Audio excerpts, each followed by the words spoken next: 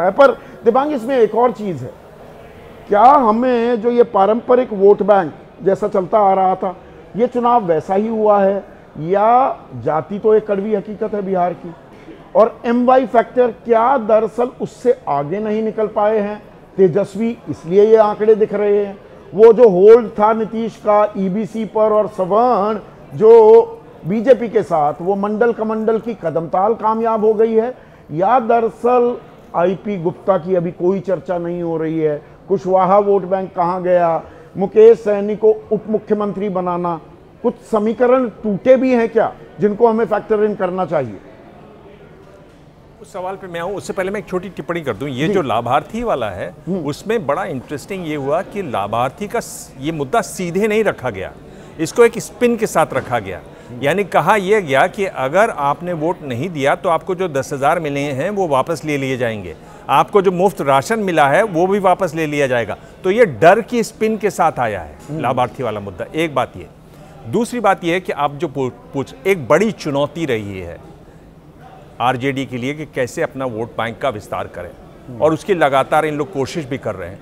ये जो यूथ वाला है, और उसमें कई लोग, मुझे वहाँ के जो पुराने पत्रकार हैं वो ये बता रहे हैं कि पहली बार अपर कास्ट यूथ जो सबसे ज़्यादा चिढ़ा रहता था RJD से, उनसे 10 से 15% लोग ऐसे रहे हैं जो उन्होंने जाके RJD को वोट किया है और बहुत एग्रेसिवली RJD को सपोर्ट किया है। और जहाँ जहाँ RJD ने उम्मीदवार खड़े किए अपर कास्ट के, वो अच्छा चुनाव लड़ेंगे। तो RJD ने एक अपना प्रभाव क्षेत्र बचाने की कोशिश, जंगल राज पर इतना जोर जो डाला NDA ने, जो ये 18 से 29 साल वाले हैं उन्होंने तो जंगल राज देखा ही नहीं, तो उनमें उसकी गूंज ज्यादा थी या बेरोजगारी के मुद्दे की? एक वो भी बात है, बेरोजगारी का मुद्दा बहुत बड़ा है बिहार में। और पर यह छितर गया था इनका, ये SIR पर जो सुई अटक गई राहुल गांधी की, मुद्दे को ढंग से पेश नहीं कर पाया क्या महागठबंधन? और 57 दिन 1 सितंबर को वो निकले वोटर अधिकार यात्रा से, उसके बाद भूल ही गए, फिर आते हैं आखिरी दिनों में। तो छितर गया था क्या कुछ कैंपेन? महागठबंधन का ये कमजोरी रही है क्या? महागठबंधन नहीं, ये कांग्रेस की कमजोरी है, कांग्रेस के नेता राहुल गांधी की कमजोरी है। आप पार्ट टाइम पॉलिटिक्स नहीं कर सकते, आप इस बात पर पॉलिटिक्स नहीं कर सकते कि मेरे परिवार में इतने प्रधानमंत्री थे। आप अगर जमीन पर दिखाई देंगे, लगातार दिखाई देंगे, सवालों के सीधे जवाब देते हुए दिखाई देंगे, मेहनत करते हुए दिखाई देंगे, तभी आपको वोट मिलेंगे।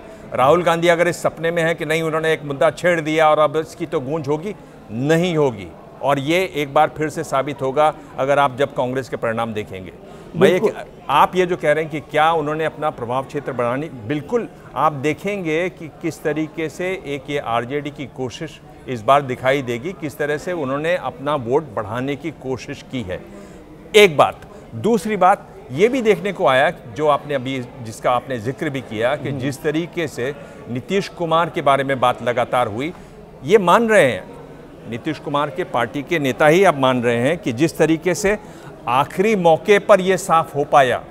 मनीष वर्मा ने आज इंटरव्यू दिया, उसमें उन्होंने माना इस बात को कि जब ये आखिरी मौके पर साफ हुआ कि नीतीश कुमार ही नेता होंगे, तब तक काफी देर हुई और उसमें तो अभी हमें पता है क्या वो परिलक्षित हो रही है, क्या वो दिख रही है, वो झलक दिख रही है क्या इन एग्जिट पोल? इसीलिए आप ये देखिएगा कि पहले दौर में बीजेपी कैसा करती है पिछले वोटों के मुकाबले, वो एक देखने वाली बात होगी। क्योंकि आंकड़ा ये जोड़ा जा रहा है कि बहुत सारे वोट जो ट्रांसफर हो सकते थे JDU के बीजेपी की तरफ, वो नहीं हुए।